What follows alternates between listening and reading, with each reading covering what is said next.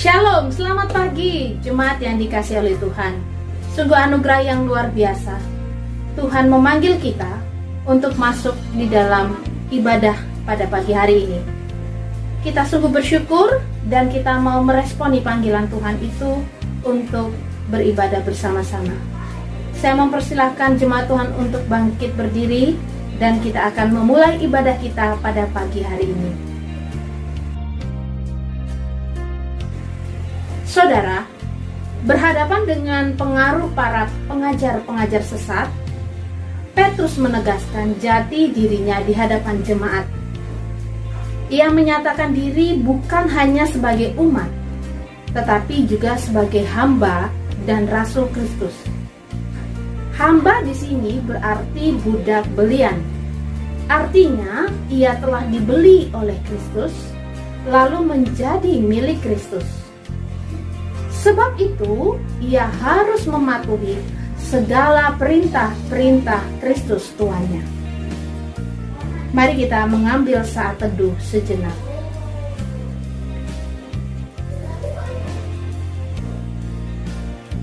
Amin. Angkatlah hatimu kepada Allah dan percayalah bahwa pertolongan kita adalah di dalam nama Tuhan, Pencipta langit, bumi dan segala isinya. Tuhan yang senantiasa menopang kehidupan gerejanya dan memeliharanya di dalam kasih karunia. Saudara, Petrus ingin memberikan kekuatan sekaligus peringatan kepada umat pada masa itu yang sedang berada dalam bahaya yang betul-betul nyata dan serius, yaitu berkembangnya banyak ajaran palsu tentang Kristus. Sebagai seorang yang mengenal Kristus, mereka dipanggil untuk menghormati Allah dengan hidup dalam anugerah. Tidak seperti para pengajar-pengajar palsu yang menyatakan diri Kristen, tetapi cara hidup mereka bertentangan dengan ajaran Kristus. Mari kita menyanyikan pujian hormat bagi Allah.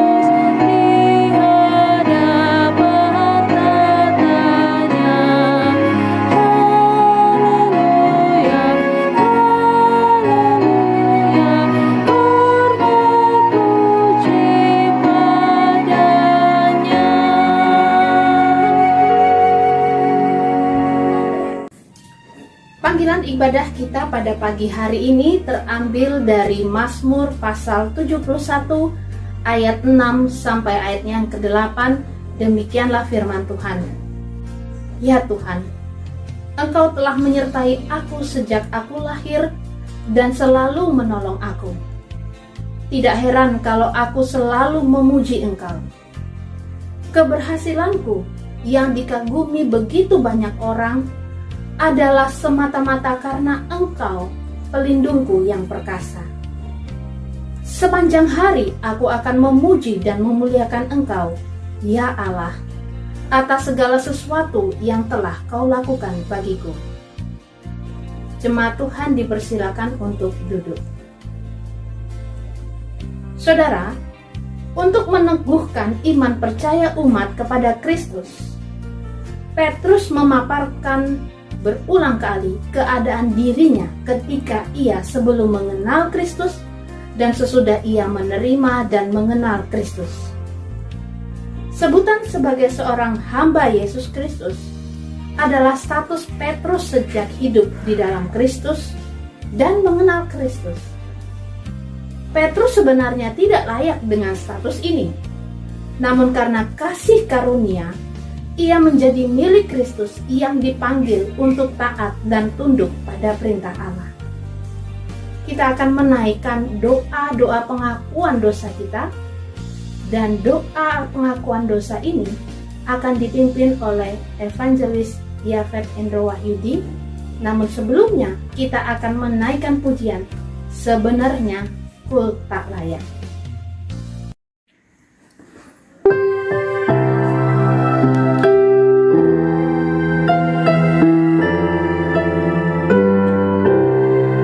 Sebenarnya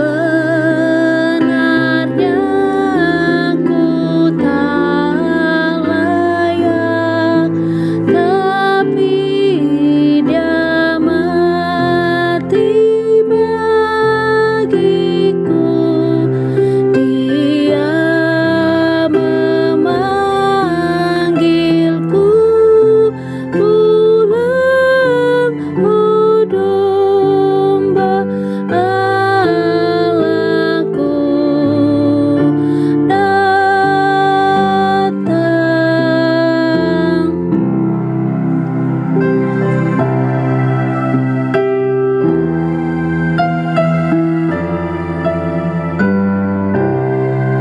Sebenarnya mengembara, selalu bimbang, selalu ragu, dan hati yang penuh takut, oh domba Allahku datang.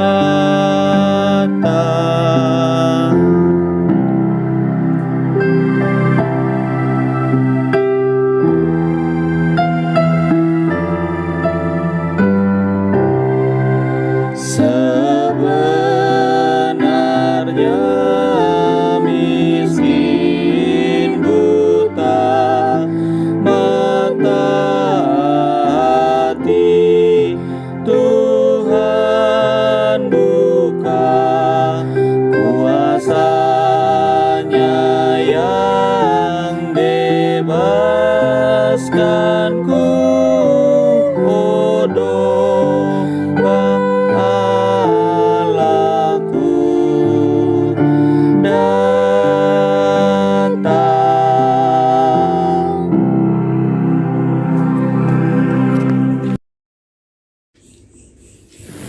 Saudaraku yang dikasihi Tuhan, mari bersama-sama kita mengakui segala dosa dan pelanggaran kita. Bapa kami yang di sorga, Engkau adalah Allah yang adil, Allah yang benar, Allah yang baik, dan Allah yang kudus. Karena itu kami datang dalam gentar dan takut ke hadapan tahta-Mu, mengaku segala dosa dan pelanggaran kami. Kami akui ya Bapa, kami sering mengucapkan perkataan yang tidak benar. Kami gagal mengalahkan nafsu dan keinginan jahat yang ada dalam diri kami. Bahkan terkadang kami tidak sungguh-sungguh melawan kejahatan dan tidak sungguh-sungguh melakukan kebaikan. Kadangkala kami membiarkan diri kami dipengaruhi dan dikuasai oleh dendam, kemarahan, dan kebencian. Ampunilah kami ya Bapa. Engkau adalah Allah yang pengasih dan penyayang. Engkau tidak membalaskan kepada kami setimpal dengan dosa dan kejahatan kami. Sebab itu kasihanilah kami ya Allah. Ampunilah segala dosa dan pelanggaran kami. Karuniakanlah kami Roh Kudus-Mu, agar kami mampu melakukan yang benar dan baik dan setia mengikut Tuhan, hingga kami memperoleh hidup yang kekal yang Kau janjikan bagi setiap mereka yang percaya kepadamu. Ya Bapa, kami bersyukur karena Engkau telah mengaruniakan Yesus Kristus Juru Selamat kami sebagai teladan yang sempurna bagi kami. Tetapi kami mengaku Bapa, terkadang kami tidak hidup menurut contoh dan teladan daripada Tuhan Yesus. Kami mengaku kurang mensyukuri penderitaan dan pengorbanan yang telah Tuhan berikan bagi setiap kami. Kami tidak melakukan kasih dan kebenaran yang telah diajarkan oleh Tuhan. Karena itu kasihanilah kami ya Bapa. Ampunilah kami umat-Mu ya Allah. Bangkitkanlah kami kembali oleh kasih dan pengampunan-Mu. Biarlah jiwa kami bersorak-sorak dan hidup kembali. Karena Engkau tidak menghitung-hitung kesalahan kami dan Engkau mengampuni segala pelanggaran kami. Biarlah kami makin terus belajar untuk hidup takut akan Tuhan, untuk makin hidup menyenangkan hati Tuhan daripada hati kami sendiri. Terima kasih Bapa. Di dalam nama Tuhan Yesus Kristus, kami sudah mengakui segala dosa dan pelanggaran kami. Amin. Sebagai orang-orang yang telah menerima pengampunan dari Tuhan, dengarkanlah berita anugerah dari Allah yang terambil dari Mazmur pasal 86 ayat yang kelima. Demikianlah firman Tuhan. Sebab Engkau ya Tuhan, baik dan suka mengampuni dan berlimpah kasih setia bagi semua orang yang berseru kepadamu. Di dalam damai dengan semua orang, biarlah setiap kita dituntun kembali oleh firman Allah, seperti yang tertulis dari 2 Petrus pasal yang pertama, ayatnya yang ke-10, dan ayat ini akan kita bacakan secara bersama-sama. 1, 2, 3. Karena itu saudara-saudara, berusahalah sungguh-sungguh supaya panggilanmu dan pilihanmu makin teguh. Sebab jikalau kamu melakukannya, kamu tidak akan pernah tersandung. Renungkanlah dan lakukanlah firman Tuhan ini sepanjang hidup saudara. Jemaat Tuhan dipersilakan untuk berdiri. Bersama-sama dengan seluruh gereja di sepanjang zaman dan abad, kita akan mengikrarkan pengakuan iman kita seturut dengan pengakuan iman rasuli yang berbunyi demikian. Pengakuan iman rasuli. Aku percaya kepada Allah, Bapa yang Maha Kuasa, Khalik langit dan bumi, dan kepada Yesus Kristus, Anaknya yang tunggal Tuhan kita, yang dikandung dari Roh Kudus, lahir dari anak darah Maria, yang menderita sengsara di bawah pemerintahan Pontius Pilatus, disalibkan, mati dan dikuburkan, turun ke dalam kerajaan maut. Pada hari yang ketiga, bangkit pula dari antara orang mati, naik ke surga, duduk di sebelah kanan Allah Bapa yang Maha Kuasa, dan dari sana Ia akan datang untuk menghakimi orang yang hidup dan yang mati. Aku percaya kepada Roh Kudus, gereja yang kudus dan am, persekutuan orang kudus, pengampunan dosa, kebangkitan tubuh dan hidup yang kekal. Amin. Jemaat dipersilakan untuk duduk. Pemaparan diri Petrus ini sebenarnya merupakan pengidentifikasian jemaat Tuhan masa itu dan masa sekarang.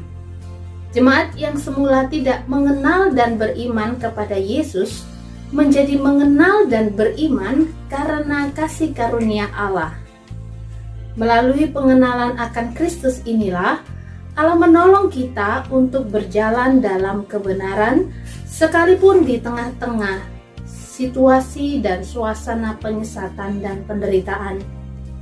kita akan mendengarkan firman Tuhan yang akan disampaikan oleh Evangelis Yafet Endro Wahyudi. Sebelumnya kita menaikkan pujian Jalan Hidup Orang Benar.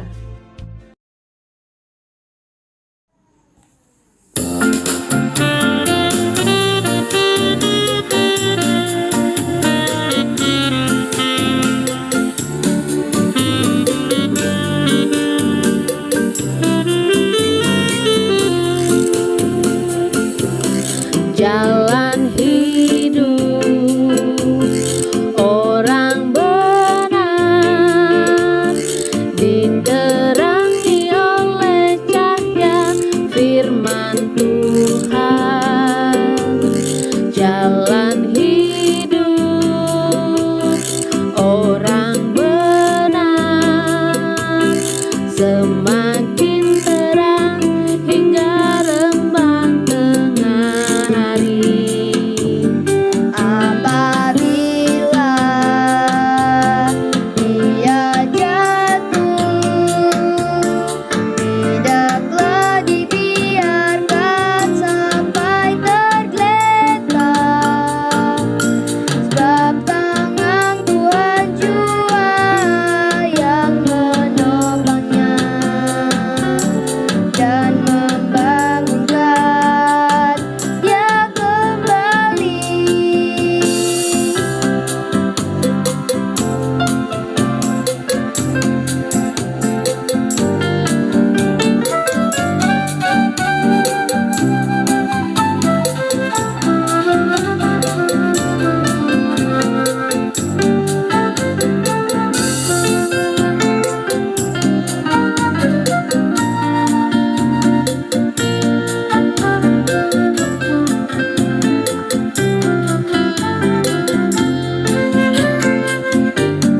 Jalan hidup orang benar diterangi oleh cahaya firman Tuhan.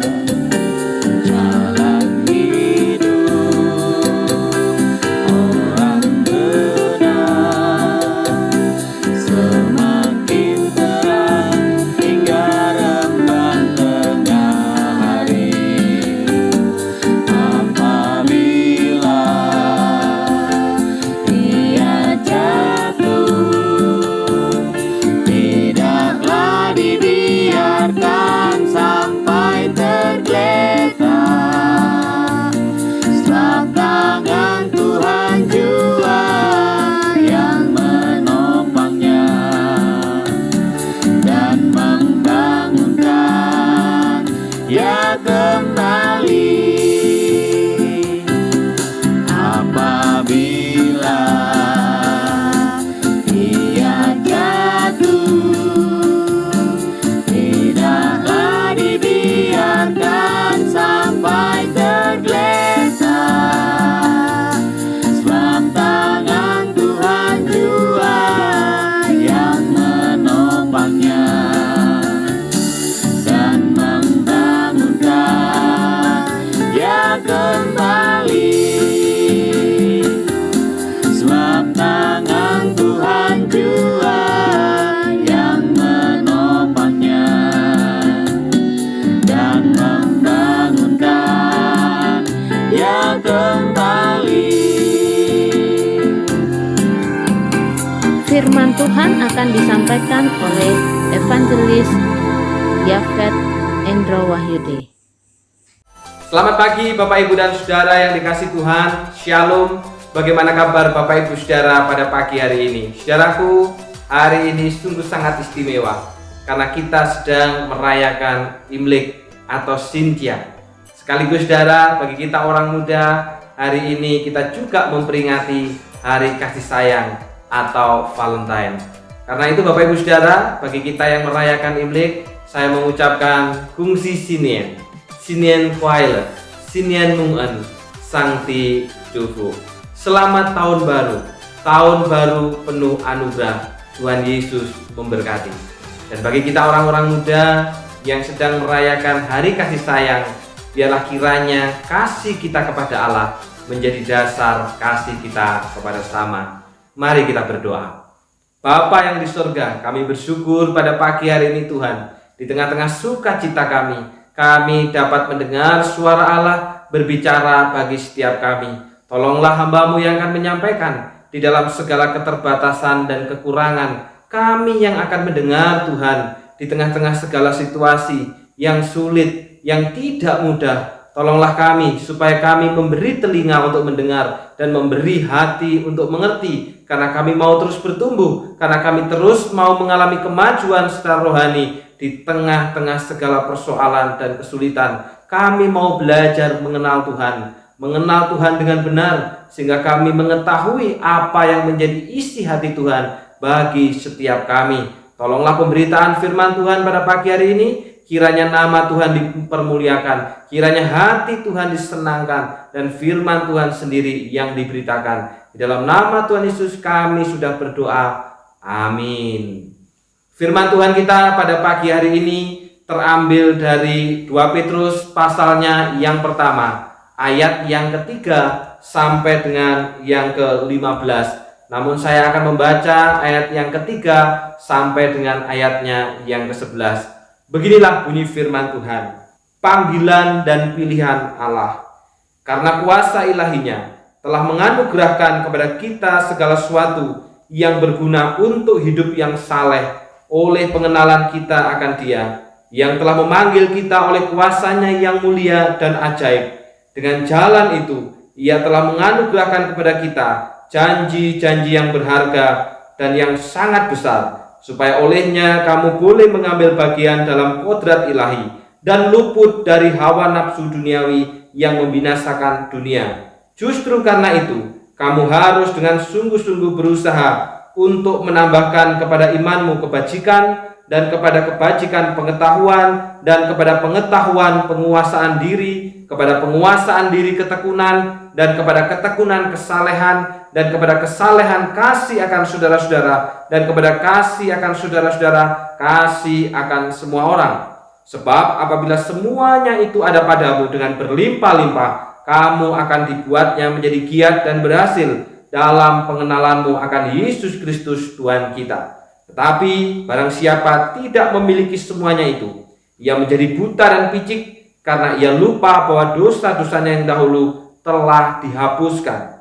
Karena itu saudara-saudaraku, berusahalah sungguh-sungguh supaya panggilan dan pilihanmu makin teguh, sehingga jikalau kamu melakukannya, kamu tidak akan pernah tersandung. Dengan demikian, kepada kamu akan dikaruniakan hak penuh untuk memasuki kerajaan kekal, yaitu kerajaan Tuhan dan juru selamat kita, Yesus Kristus. Tema kita pada pagi hari ini adalah tidak akan pernah tersandung. Saudara yang dikasih Tuhan, menurut Bapak Ibu Saudara, mana yang benar? Di dalam tubuh yang kuat terdapat jiwa yang sehat, atau di dalam jiwa yang sehat terdapat tubuh yang kuat? Menurut Bapak Ibu dan Saudara, mana yang benar? Di dalam tubuh yang sehat terdapat jiwa yang kuat, atau di dalam jiwa yang sehat terdapat tubuh yang kuat? Mana yang benar? Mana yang diajarkan oleh Alkitab? Saudaraku yang dikasih Tuhan, ternyata yang diajarkan Alkitab adalah di dalam jiwa yang sehat terdapat tubuh yang kuat. Kalau dikatakan tubuhnya kuat, bukan berarti tidak bisa sakit, bukan berarti tidak bisa menderita. Orang yang jiwanya sehat, saudara, tubuhnya tetap bisa sakit, tubuhnya bisa tetap mengalami penderitaan, tetapi apa yang dipikirkan, dilakukan, dan diputuskan tetap berada di dalam aturan Tuhan. Berbeda, saudara. Kalau tubuhnya sehat, tidak menjamin jiwanya juga kuat.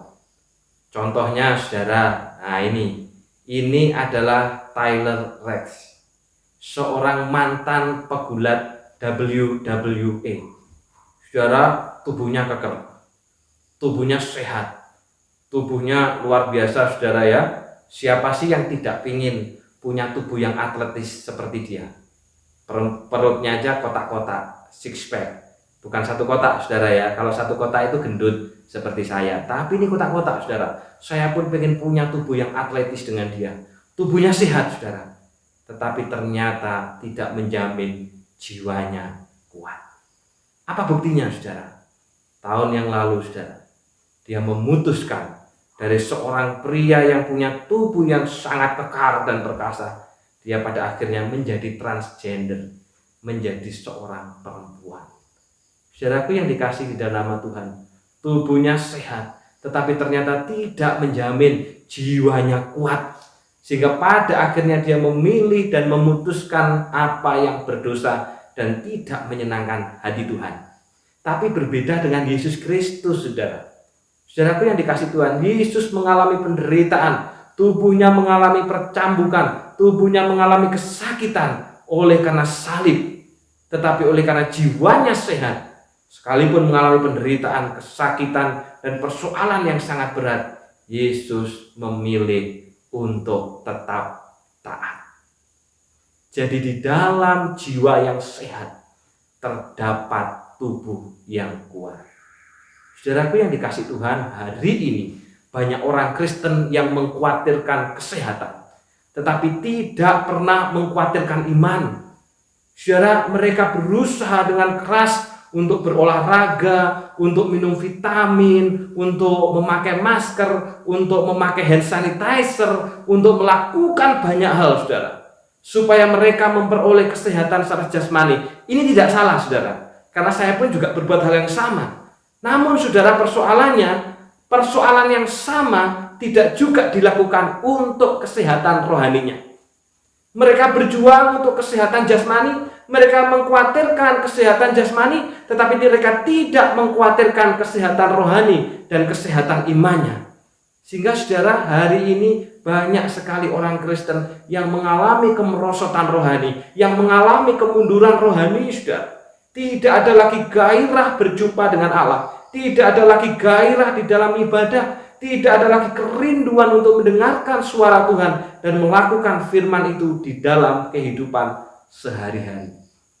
Saudaraku yang dikasihi di dalam nama Tuhan, lebih parah lagi, saudara, bisa jadi ada di antara kita yang berkata, wah, aku enggak apa-apa kok, aku biasa-biasa saja kok, walaupun pandemi, rohaniku tetap sama. Saudara, ini berbahaya. Artinya apa? Kita tidak mengalami pertumbuhan, kita tidak mengalami kemajuan. Saudaraku, surat 1 Petrus merupakan penghiburan kepada umat yang pada masa itu sedang menghadapi penganiayaan karena mereka mengikuti ajaran kekristenan.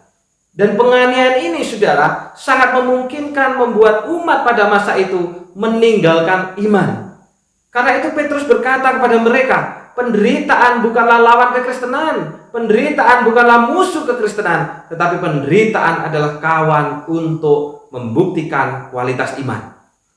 Sedangkan saudara, 2 Petrus ini adalah surat yang sama yang ditujukan kepada umat yang bukan menghadapi penganiayaan, tetapi sedang menghadapi penyesatan.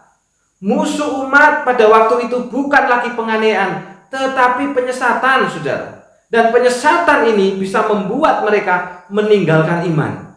Musuhnya tidak kelihatan, musuhnya tidak menimbulkan kesakitan, tetapi apabila penyesatan ini dibiarkan, maka dapat membawa mereka ke dalam kebinasaan.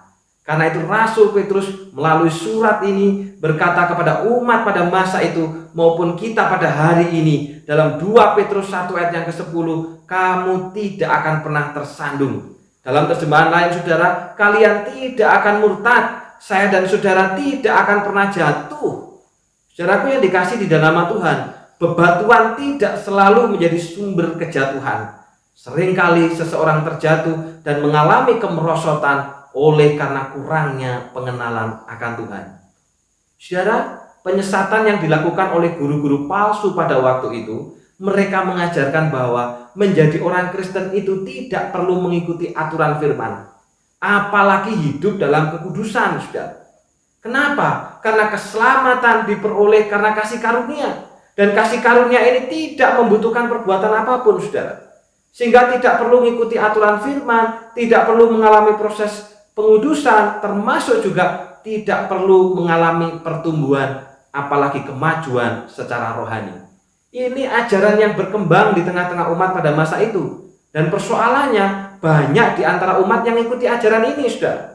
Karena itu firman Tuhan berkata kepada mereka di dalam 2 Petrus pertama ayat yang ketiga, karena kuasa ilahinya telah menganugerahkan kepada kita segala sesuatu yang berguna untuk hidup yang saleh. Saudaraku, keselamatan karena kasih karunia yang diberikan baik kepada umat pada masa itu maupun kepada saya dan saudara hari ini, yang diberikan dengan cuma-cuma, yang diberikan sebagai anugerah, bukan supaya saya dan saudara bertekun di dalam dosa, bukan supaya saya dan saudara tidak mengalami pertumbuhan apa-apa, tidak, saudara. Tetapi justru Alkitab katakan bahwa semua itu berguna untuk kehidupan yang saleh, berguna untuk kehidupan yang benar di hadapan Tuhan. Sehingga saudara, seseorang yang sudah hidup di dalam kasih karunia Allah pasti mengalami pertumbuhan iman, pasti mengalami kenaikan di dalam imannya. Sehingga selanjutnya dikatakan oleh Petrus, saudara, di dalam pasal yang pertama ayat yang ke-5 sampai dengan yang ke-7, justru karena itu, karena saudara sudah diselamatkan karena kasih karunia, maka kita harus dengan sungguh-sungguh berusaha untuk menambahkan kepada imanmu kebajikan, dan kepada kebajikan pengetahuan, dan kepada pengetahuan penguasaan diri, kepada penguasaan diri ketekunan, dan kepada ketekunan kesalehan, dan kepada kesalehan kasih akan saudara-saudara, dan kepada kasih akan saudara-saudara kasih akan semua orang.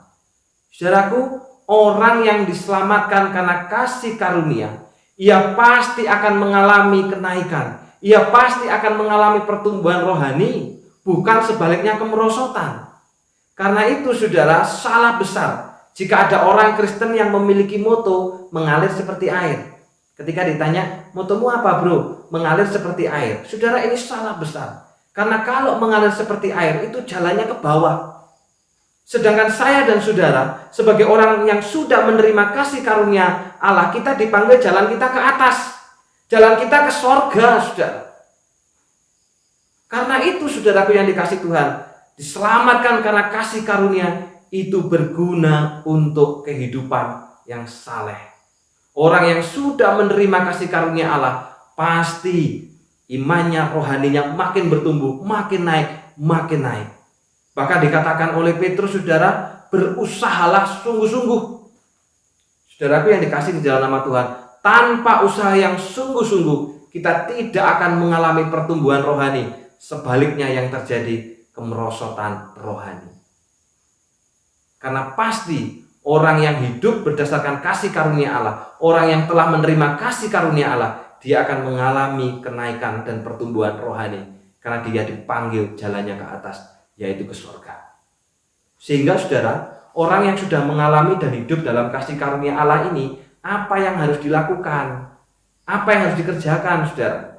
Supaya saya dan saudara tetap hidup di dalam kasih karunia Allah. Di dalam 2 Petrus pasal yang pertama ayat yang ke-5, terjemahan FIH di sana dikatakan, saudara harus belajar mengenal Allah lebih baik dan mengetahui kehendaknya. Saudaraku, supaya saya dan saudara terus mengalami pertumbuhan rohani sebagai orang yang telah menerima kasih karunia Allah, maka dikatakan oleh surat Petrus ini, saya dan saudara harus terus belajar untuk mengenal Allah lebih baik. Apa artinya mengenal Allah, saudara? Bukankah kita sudah jadi orang Kristen? Bukankah kita sudah pergi ke gereja puluhan tahun? Bukankah kita sudah ikut kelas katekisasi maupun pemuritan? Apa artinya mengenal Allah? Saudara yang dikasih Tuhan, kata mengenal Allah ditulis atau diulang kurang lebih 13 kali di dalam surat 2 Petrus ini. Surat yang sangat pendek. Bahkan saudara, di dalam pasal yang pertama ini, kata mengenal Allah itu diulang sebanyak 3 kali.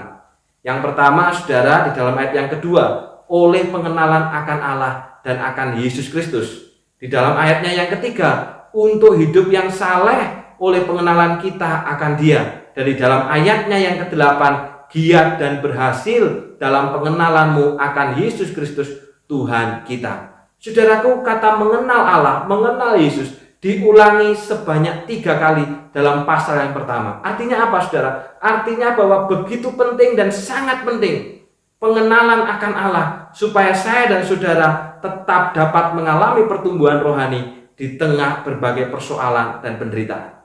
Apa artinya mengenal Allah? Saudara, kata mengenal di sini sangat istimewa. Karena di dalam bahasa Yunaninya memakai istilah epignosis. Kata yang tidak umum, saudara, dipakai untuk istilah mengenal.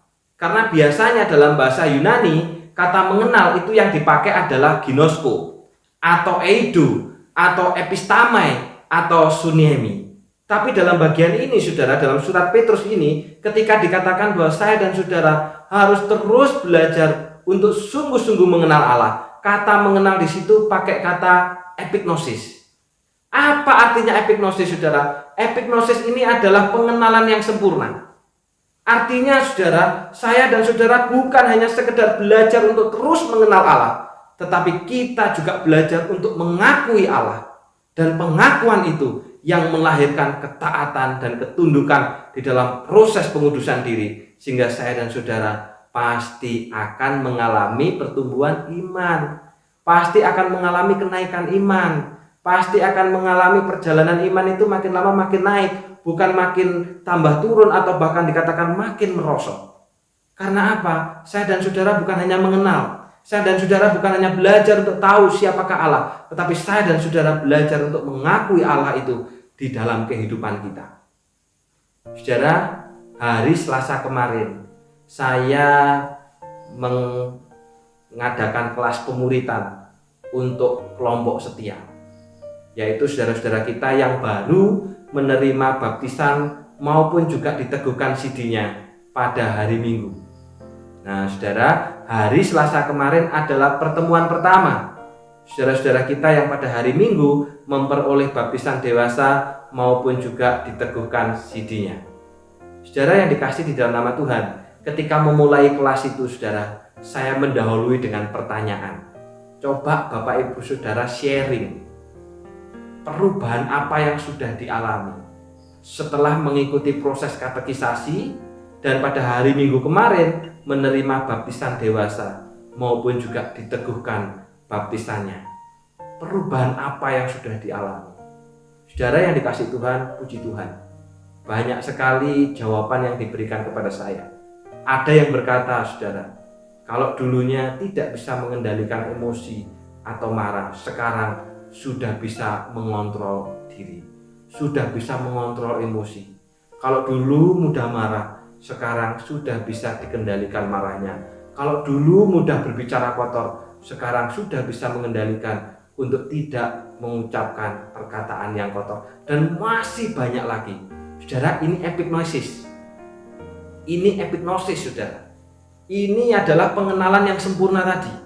Bukan hanya mengenal, bukan hanya tahu siapa Yesus, siapa Allah. Tidak. Tapi juga mereka mengakui siapakah Allah dan siapakah Yesus itu, sehingga pengakuan itu membawa perubahan dalam hidupnya.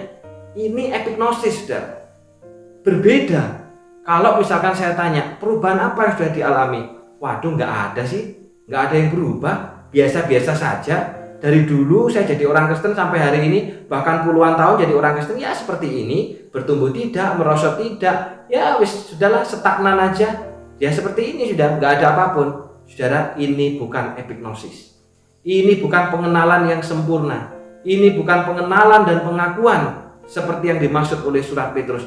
Tetapi ini hanyalah pengenalan secara pengetahuan. Hanya tahu di dalam pikirannya. Hanya tahu banyak tentang firman Tuhan. Tetapi tidak pernah diakui. Sehingga pada akhirnya tidak menghasilkan perubahan apapun di dalam kehidupannya. Tetapi firman Tuhan pagi hari ini, saudara, mengajak kita supaya kita memiliki pengenalan yang sempurna. Bukan hanya sekedar tahu, bukan hanya sekedar kenal, bukan hanya sekedar hafal.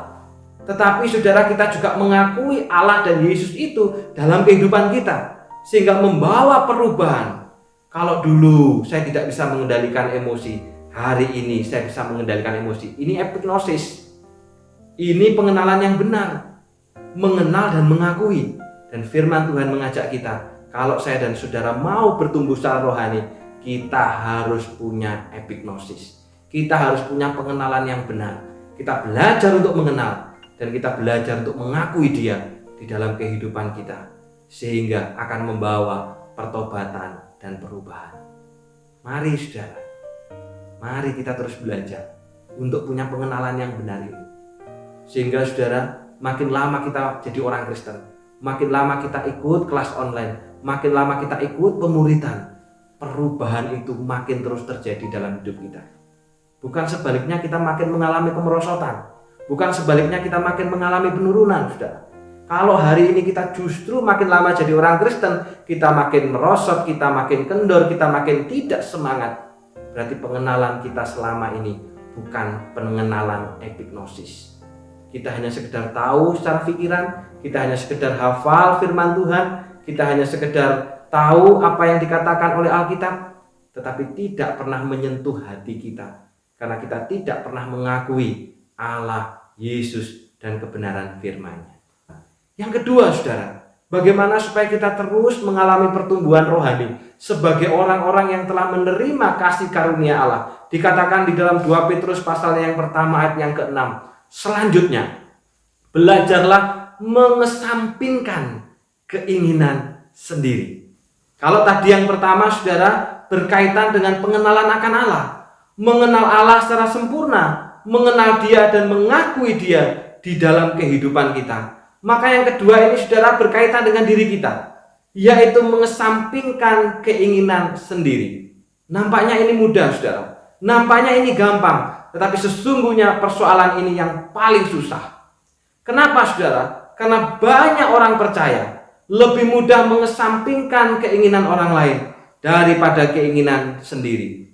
Lebih mudah bagi kita untuk meminta orang lain tunduk kepada perintah Allah daripada menundukkan diri sendiri kepada perintah Allah. Karena itu, saudara, musuh yang paling besar dari orang percaya di dalam pertumbuhan rohani bukanlah iblis, bukanlah setan, bukanlah dunia ini, termasuk juga bukanlah sesama. Tetapi musuh orang percaya yang paling besar dan paling sulit di dalam pertumbuhan dan kemajuan rohaninya adalah diri kita sendiri.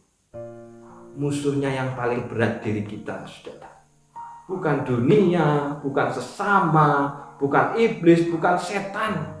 Musuh yang paling susah kita kalahkan di dalam pertumbuhan rohani kita adalah diri kita sendiri. Contoh, saudara, hari ini ibadah kita masih online. Sangat tidak nyaman, sangat tidak enak, saudara. Sangat tidak bisa khusyuk. Bahkan mungkin hati kita tidak mendapatkan feel-nya atau rasanya. Saya sendiri mengakui, saudara, karena ketika ibadah di rumah, saudara, banyak sekali gangguan dan rintangan. Baik karena suara kendaraan, baik oleh karena anggota keluarga yang mondar-mandir, ataupun juga suara-suara yang lain. Banyak sekali gangguannya, saudara. Berbeda ketika hari Minggu kemarin. Sekalipun ibadah secara online dan itu dilaksanakan di gereja, saudara, rasa khusyuknya ini dapat, rasa hikmatnya itu dapat, saudara. Bahkan ketenangannya itu dapat, sangat berbeda. Dan saya pahami itu, saudara, sangat tidak nyaman.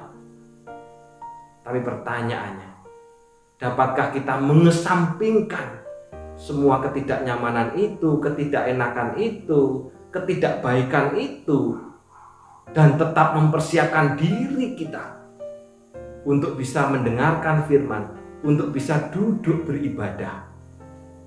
Dapatkah kita, saudara, mengesampingkan keinginan sendiri tadi? Atau sebaliknya, saudara, kita malah memilih apa? Aduh, sudah nggak enak, nggak nyaman, nggak dapat apa-apa, karena itu lebih baik nggak usah ibadah, sudah. Ngapain ibadah?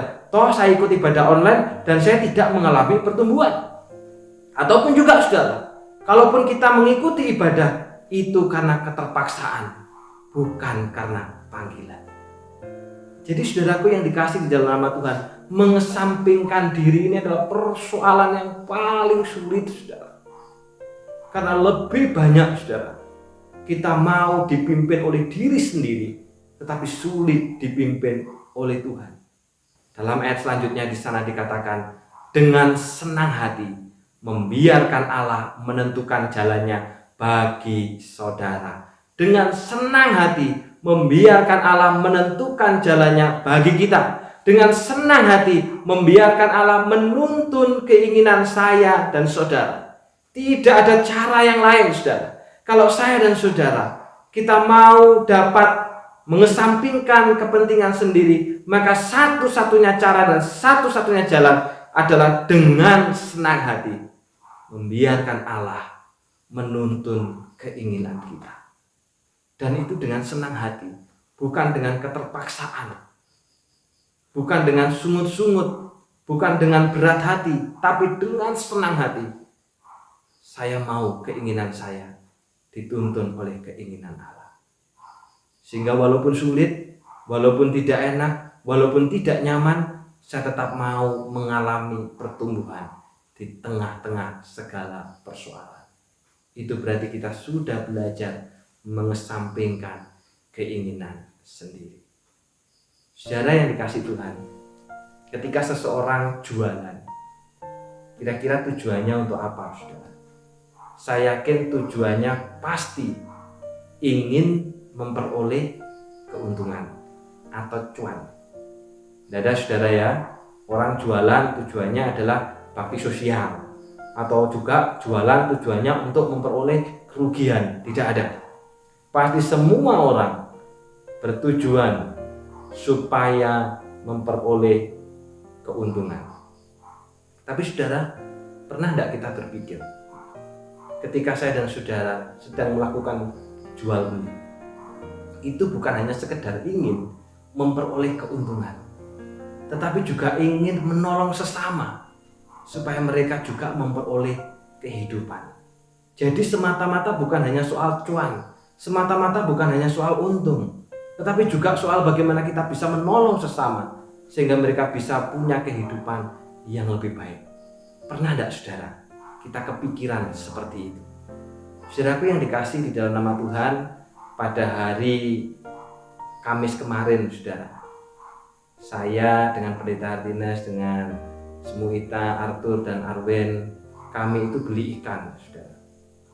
Karena memang kami punya rencana malam Imlek, oh ya kita nanti bakar-bakar bersama dengan seluruh keluarga. Ada Ican, ada Hilda, ada mamanya. Kita bakar-bakaran di rumah saja. Karena kalau kita di luar itu resiko. Jadi lebih baik kita di rumah dan kita nikmati kebersamaan itu walaupun secara sederhana. Saudara yang dikasih di dalam nama Tuhan, saya kenal dengan salah satu penjual ikan. Penjual ikan ini, saudara, dia punya relasi yang sangat baik dengan restoran-restoran yang besar, yang sekali pesan itu hitungannya bukan kiloan, tapi hitungannya adalah kuintal, saudara. Jadi ada restoran-restoran di Banyuwangi, kalau pesan ikan itu 4 kuintal, 3 kuintal, 2 kuintal. Jadi pesannya itu sudah besar. Termasuk juga, saudara, penjual ini dia punya hubungan yang baik dengan warung-warung kecil di pinggir jalan, yang pesannya bukan kuintalan, tapi pesannya itu hanya kiloan, saudara, alias eceran. Nah, saudara yang dikasih Tuhan, suatu kali ternyata si penjual ikan ini tidak mendapatkan ikan yang banyak, hanya mendapat ikan yang sedikit, sehingga dia harus memilih, saudara, ikan ini dijual kepada restoran atau dijual kepada warung-warung pinggir jalan yang belinya hanya eceran. Kalau dijual kepada restoran, saudara, sekali jual langsung habis, dia langsung dapat cuan. Tapi kalau dijual ke warung-warung eceran ini, saudara, dia jualnya hanya per kilo, kemudian jualnya sedikit demi sedikit, dan itu pun ribet, saudara, setiap harinya. Kalau saudara menjadi penjual ini, kira-kira saudara pilih yang mana? Dijual kepada restoran yang besar tadi, atau tetap dijual kepada ibu-ibu yang warung pinggir jalan? Karena harus memilih, saudara.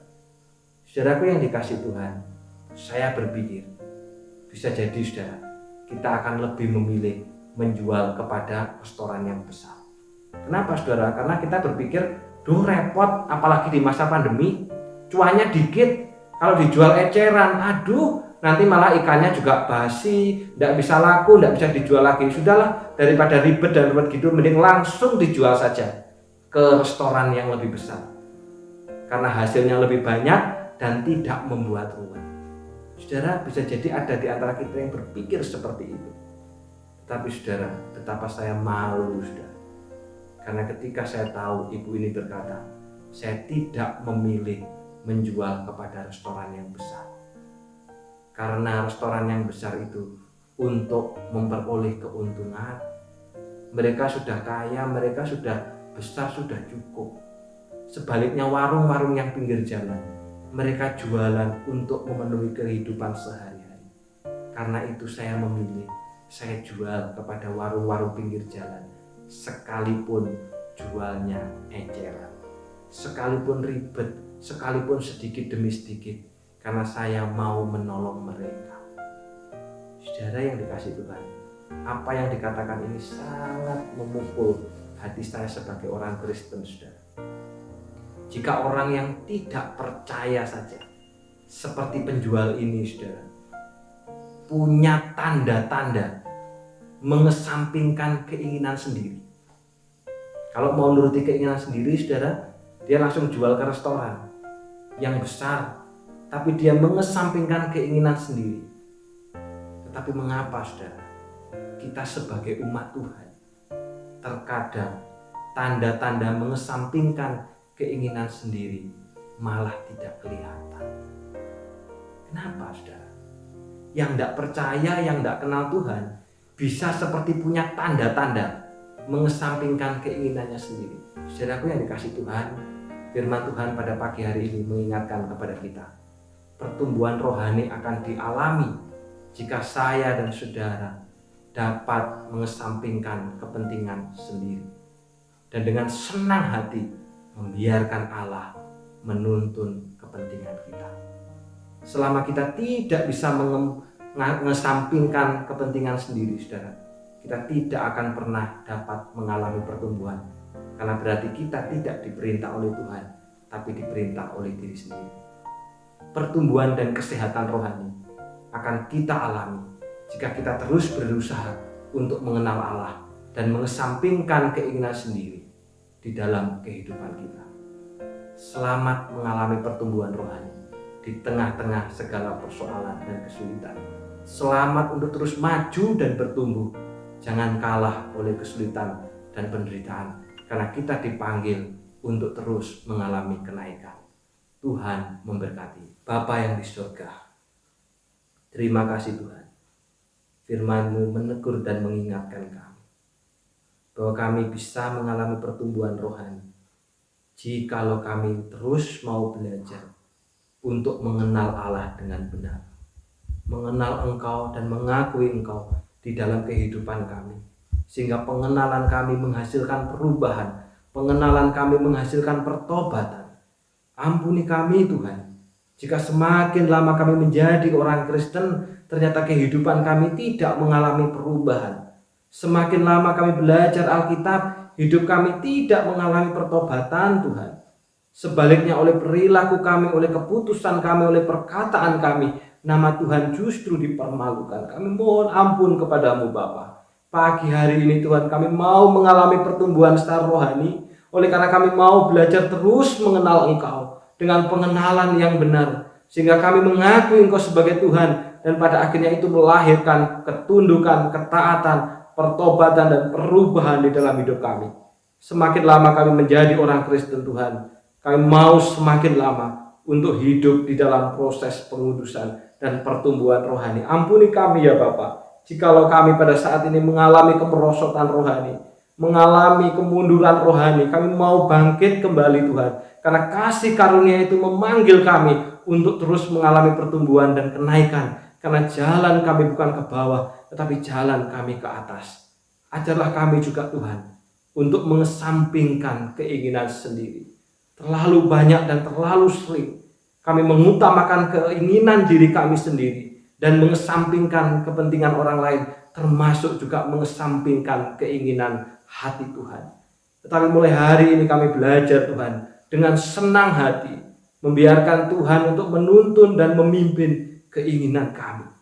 Ajarlah kami ya Bapa, supaya kami mengutamakan keinginan Tuhan. Terima kasih Bapa. Di dalam nama Tuhan Yesus Kristus kami sudah berdoa dan mengucap syukur.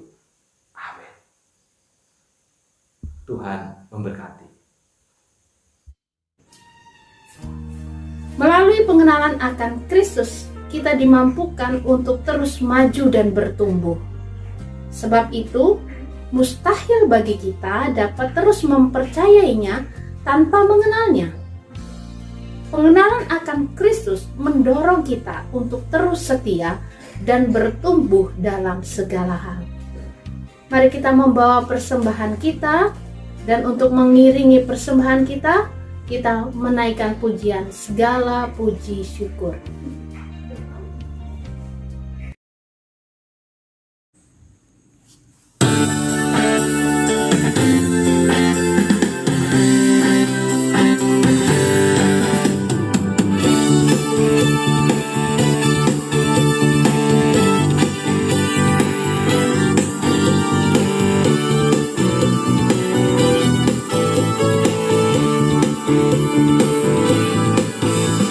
Segala puji syukur hanya bagimu Tuhan, sebab Kau yang layak dipuja.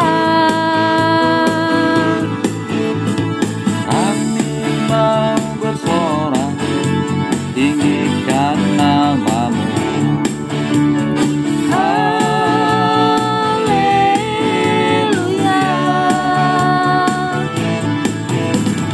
Soraklah haleluya, Soraklah haleluya, haleluya.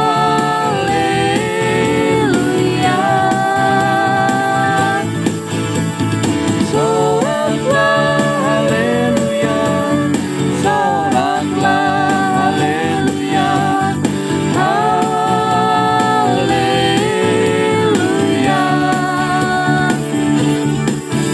Segala puji syukur hanya bagimu Tuhan, sebab Kau yang layak dipuja. Kami mau bersorak, tinggikan namamu. Haleluya.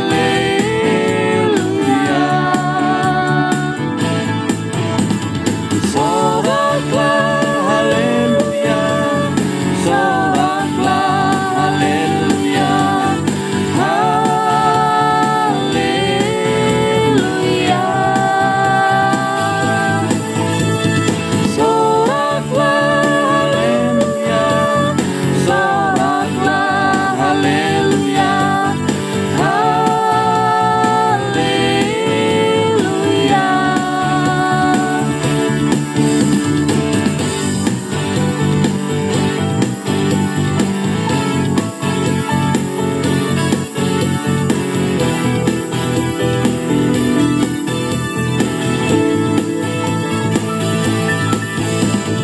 Soraklah haleluya, soraklah haleluya, haleluya.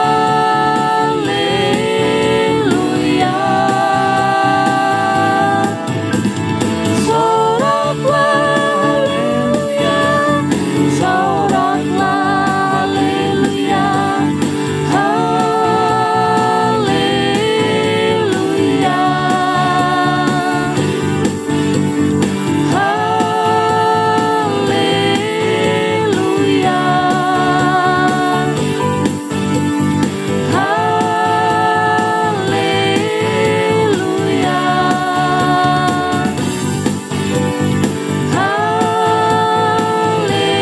haleluya.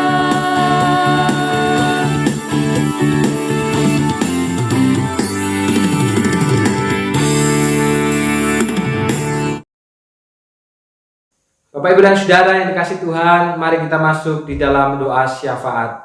Bapa yang di surga, berdoa secara khusus untuk bangsa dan negara kami yang sedang berjuang menghadapi pandemi COVID-19, di mana setiap harinya bukan mengalami penurunan, tetapi makin mengalami kenaikan. Hamba-Mu berdoa untuk Bapak Presiden Jokowi, Tuhan berikan kekuatan dan hikmat di dalam mengambil setiap keputusan bersama dengan Menteri Kesehatan dan Menteri Sosial untuk meringankan beban daripada masyarakat Indonesia Dan hambamu bersyukur untuk proses vaksinasi yang kedua yang sudah berjalan dengan baik. Terlebih Tuhan, Sinode Gereja Kristus Tuhan telah bekerja sama dengan PGI untuk mendata hamba Tuhan baik pendeta dan penginjil yang tergabung dalam Sinode GKT untuk dapat divaksinasi sehingga mereka dapat menyelenggarakan ibadah tanpa ketakutan, tanpa kecemasan. Bila proses ini berjalan dengan baik dan semua hamba Tuhan pendeta baik itu penginjil juga memperoleh vaksin ini di dalam kehidupannya. Hambamu juga berdoa ya Bapa untuk masyarakat Indonesia, kiranya memiliki kepedulian secara khusus untuk orang-orang Kristen, supaya mereka dapat menjaga diri, menjaga negeri, menjaga keluarga, menjaga bangsa,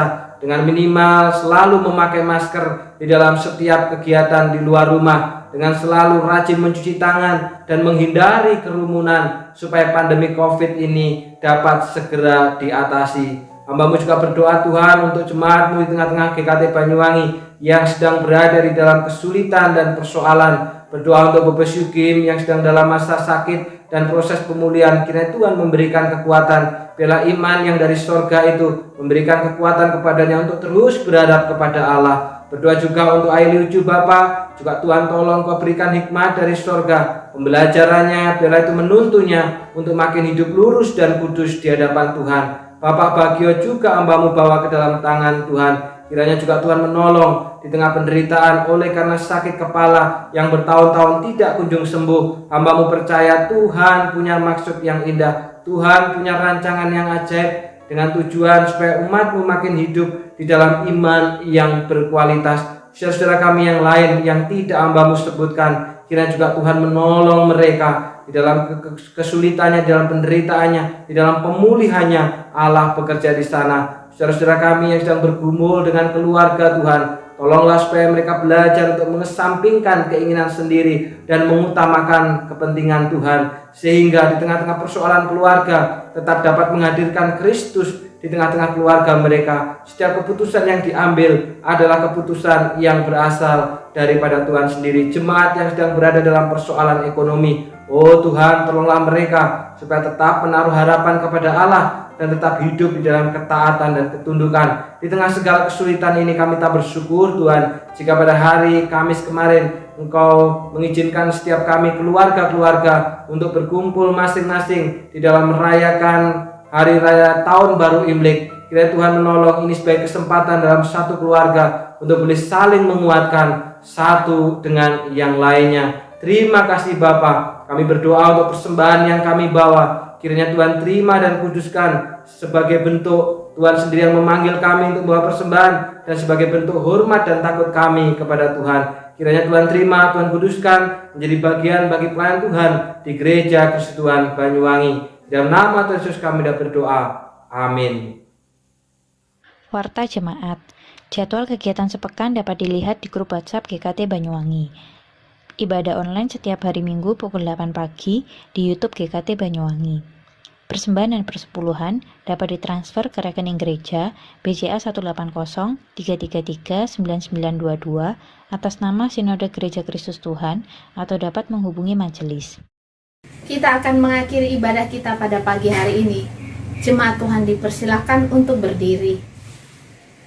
Arahkanlah hatimu kepada Tuhan dan pulanglah serta hiduplah dalam ketaatan, kekudusan dan kesetiaan terhadap perjanjian. Bangunlah persekutuan yang saling menguatkan, meneguhkan dan menyempurnakan. Mari kita menyanyikan pujian doksologi, dan berkat akan disampaikan oleh Pendeta Hartinus Lee. Kemudian kita akan tutup dengan pujian Amin Song. Puji Allah Bapa, puji Allah Putra, puji Allah Roh Kudus, ketiganya esa.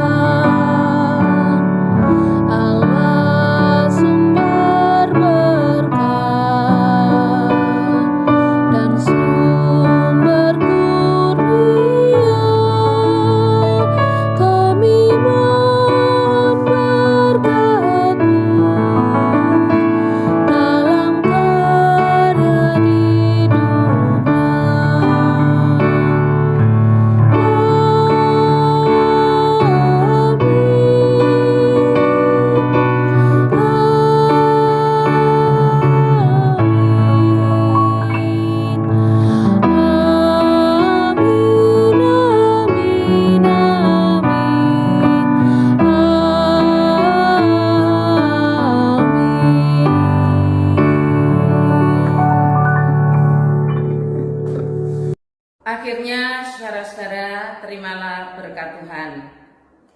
Tuhan memberkati engkau dan melindungi engkau. Tuhan menyinari engkau dengan wajah-Nya dan memberi engkau kasih karunia. Tuhan menghadapkan wajah-Nya kepadamu dan memberi engkau damai sejahtera. Amin.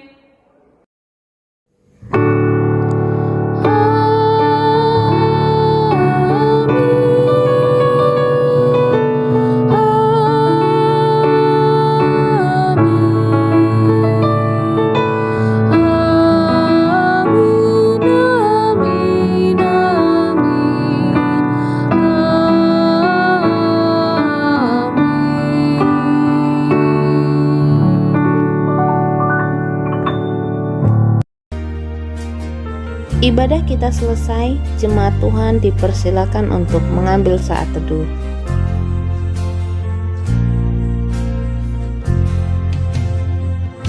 Amin. Selamat hari Minggu, Tuhan Yesus memberkati.